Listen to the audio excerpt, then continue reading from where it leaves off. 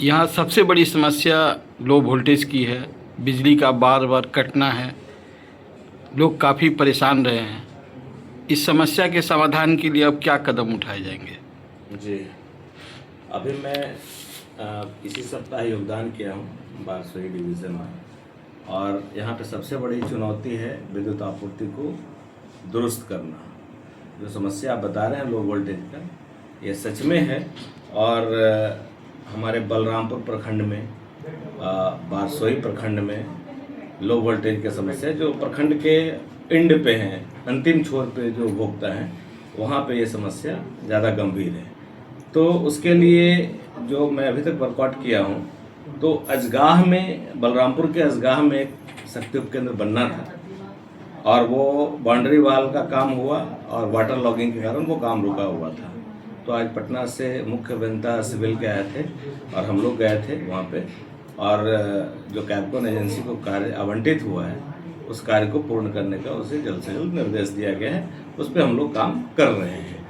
और अन्य जो क्षेत्र में जो पेड़ की टहनियों के सटने के कारण विद्युत आपूर्ति बाधित होती है, तो उसको हम लोग 1 तारीख से उस पर काम ब्रांच ट्रिप रनिंग का काम स्टार्ट करवाएंगे।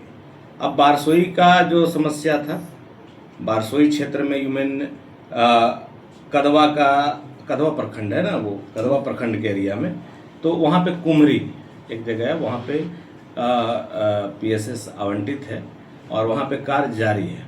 उसमें और तेज़ी की ज़रूरत है। जल्द से जल्द काम करवाने के लिए हम लोग कर रहे हैं। तो कदवा प्रखंड के क्षेत्र में जो आउटर एरिया में जो उपभोक्ता हैं, जो वहाँ पे लो वोल्टेज की समस्या आ रही है, तो उसको दूर किया जाएगा। एक बारसोई के बेलवा डांगी में भी एक पीएसएस के लिए ज़मीन जिला पदाधिकारी महोदय के द्वारा दिया जा चुका है ना, उसका हस्तांतरण भी हो चुका है और उसको टेंडर की प्रक्रिया में है। अभी जल्द से जल्द टेंडर मुख्यालय स्तर पे उसका किया जा रहा है। उसके बाद वहाँ पे निर्माण कार्य प्रारंभ होगा। तो उससे बारसोई का जो क्षेत्र है बेलवा डांगी एरिया में, जो लो वोल्टेज रहता है, वो उधर की समस्या दूर हो जाएगी। फिर एक शीतलपुर है, कदवा प्रखंड का ही एक छोर है, तो वहाँ पे भी लो वोल्टेज की समस्या है। तो वहाँ पे भी एक शक्ति उपकेंद्र के लिए ज़मीन का चयन हुआ और वहाँ पे जिला पदाधिकारी महोदय के द्वारा ज़मीन का हस्तांतरण कर दिया गया है। वो भी टेंडर की प्रक्रिया में है। जल्द से जल्द मुख्यालय स्तर पर टेंडर कंप्लीट होना है और वहाँ पे भी कार्य प्रारंभ हम लोग करेंगे, ताकि उस क्षेत्र में भी ये समस्या जो लो वोल्टेज की है वो दूर हो। बराबर जम्फर कटने के कारण बिजली बाधित हो जा रही है। तो आबादपुर के लिए एक 33 kV लाइन का निर्माण जारी है। वो बूस्टअप इंडिया कंपनी के द्वारा किया जा रहा है। तो बूस्टअप इंडिया कंपनी के जो प्रोजेक्ट इंचार्ज हैं वो आए हुए हैं हमारे साथ।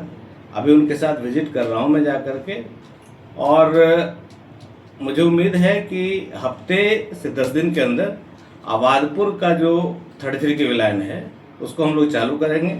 और उस फीडर के कारण जो हम लोग का जो बारसोई का लाइन बाधित हो रहा था 33 kV का, उस पर हम लोग कंट्रोल कर लेंगे और उसके बाद बारसोई को निर्बाध आपूर्ति की जाएगी। लो वोल्टेज की भी समस्या थोड़ा बहुत उससे भी दूर हो जाएगी।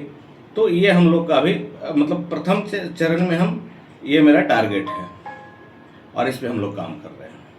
अच्छा, एक आखिरी सवाल सर आपसे।